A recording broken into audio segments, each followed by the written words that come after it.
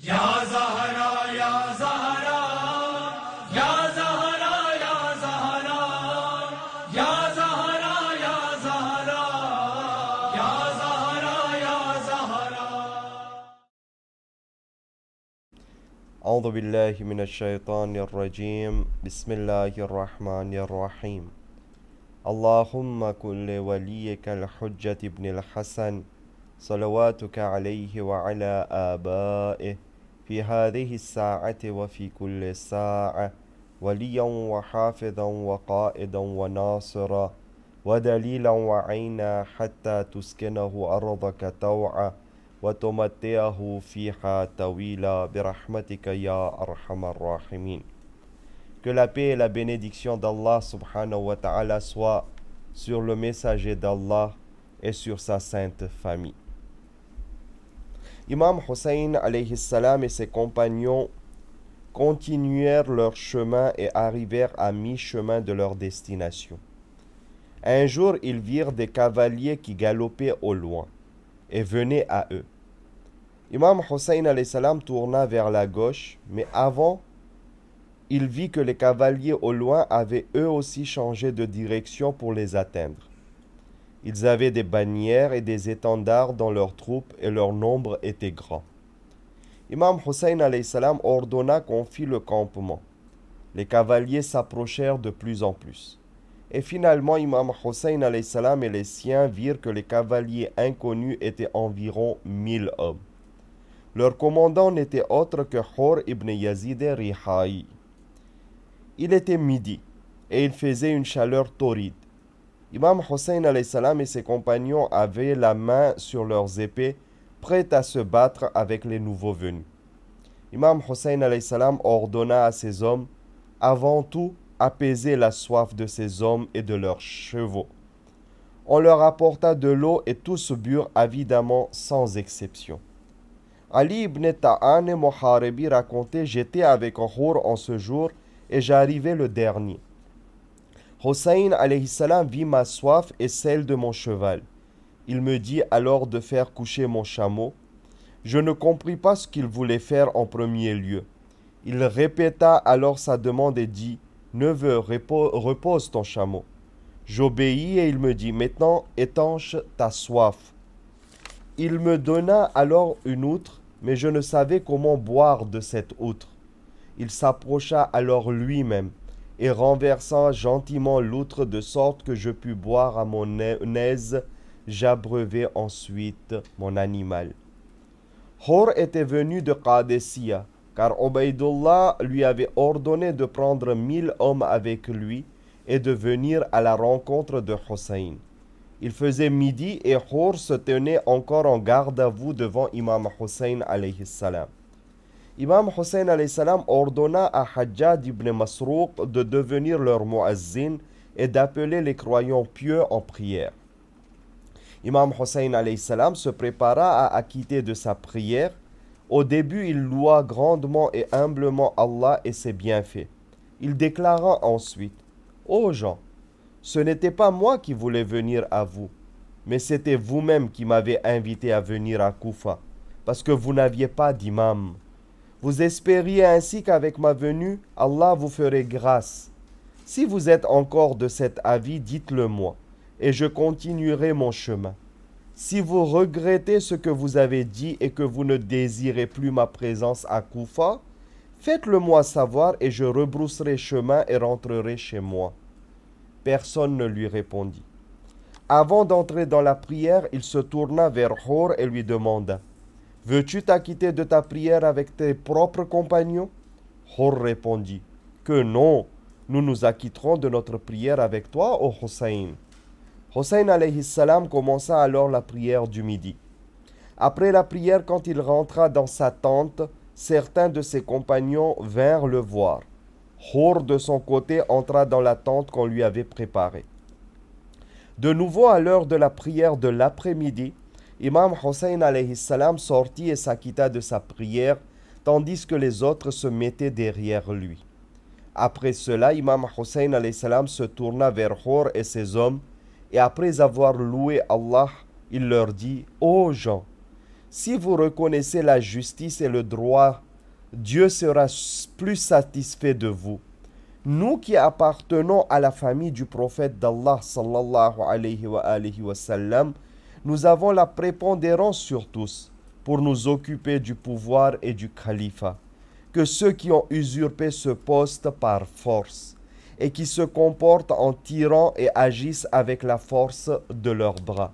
Et si par hasard vous ne voulez pas suivre la justice et le droit, et que vous ne nous aimez pas et ne voulez pas reconnaître notre droit légitime, et si votre opinion a changé et que vous ne nous voulez plus chez vous, alors faites-nous savoir et nous rebrousserons chemin aussitôt pour repartir chez nous.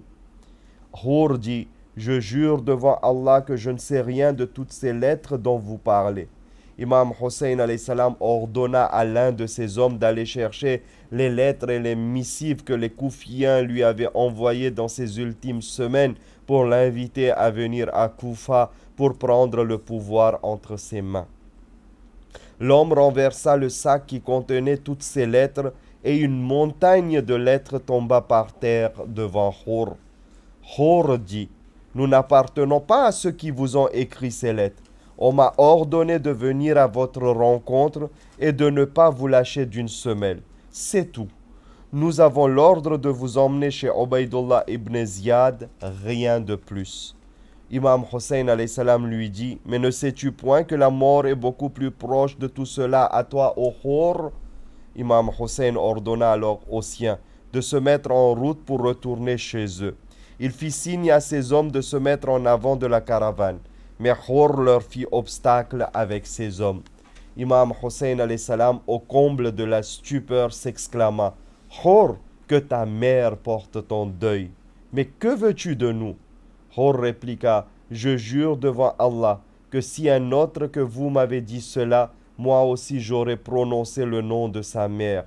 Mais avec votre illustre mère, tous doivent uniquement la louer et exprimer leur plus profond respect au plus haut degré et de la meilleure manière possible. » Imam Hussein alayhi salam lui dit, « Que veux-tu de nous ?»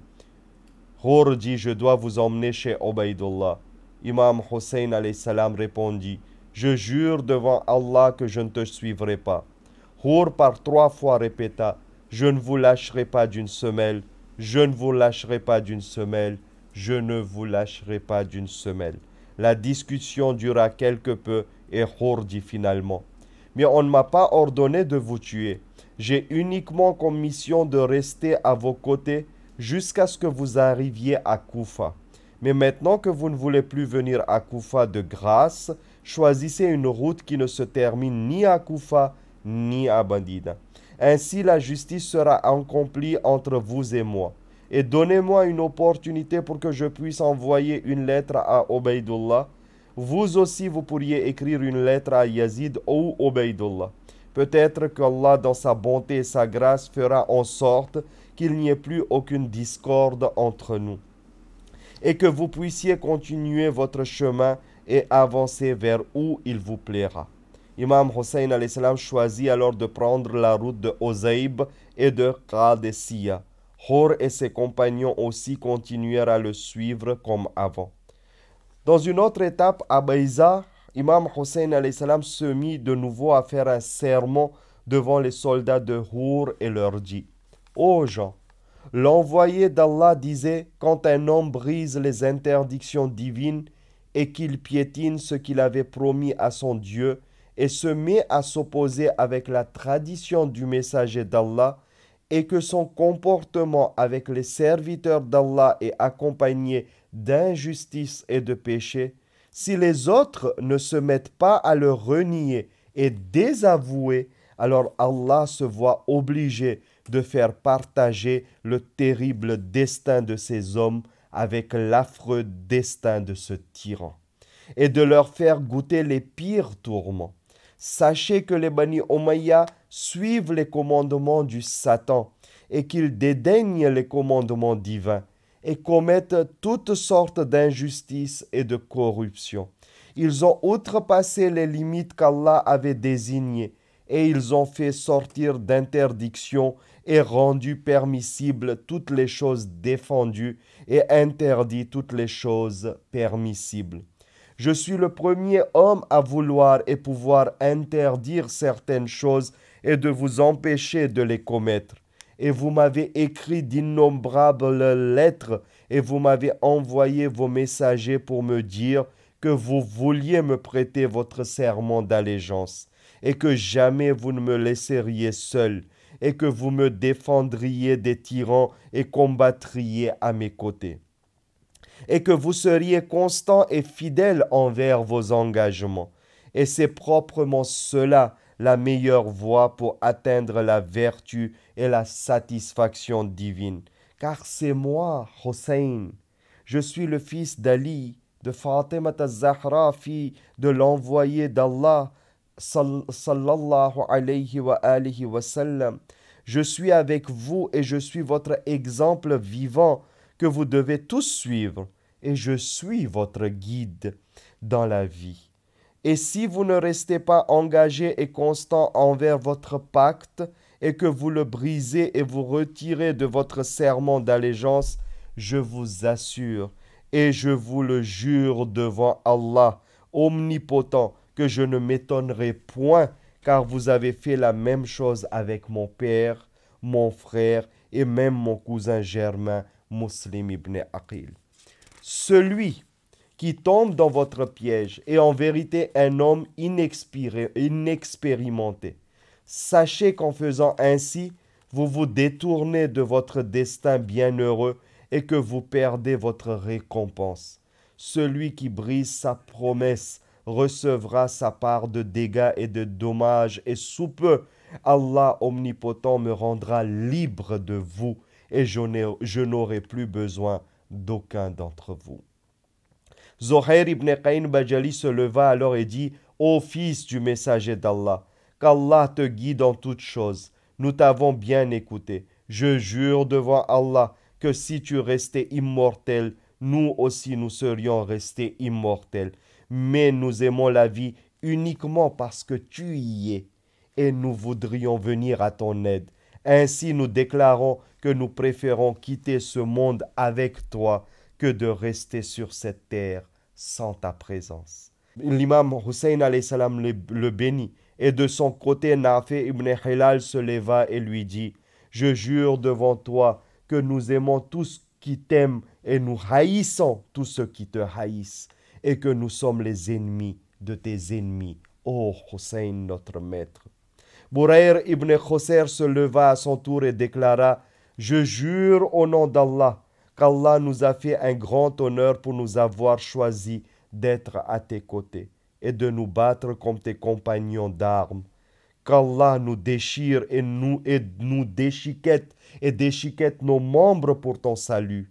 Ainsi ton illustre aïeul intercédera pour nous au jour du jugement dernier. Ainsi étaient les vrais compagnons d'Imam Hussein alayhi salatu wassalam. Nous continuerons ce récit dans notre prochaine partie. Je vous salue, que la bénédiction d'Allah et que la grâce d'Allah soit sur vous et sur ceux qui suivent les Ahl al-Bayt alayhimus salatu wassalam. Wassalamun alaykum wa rahmatullahi wa barakatuh.